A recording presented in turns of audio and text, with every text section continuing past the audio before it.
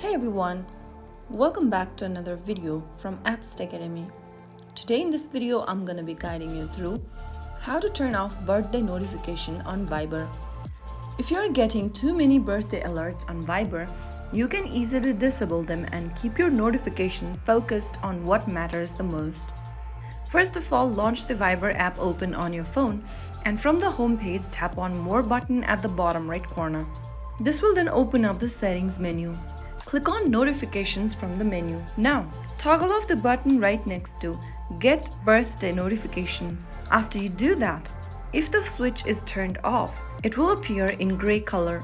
Now your Viber will stop showing birthday reminders. You'll stay connected with friends just without the extra buzz on their big day. If you found the video helpful, don't forget to like, share and subscribe.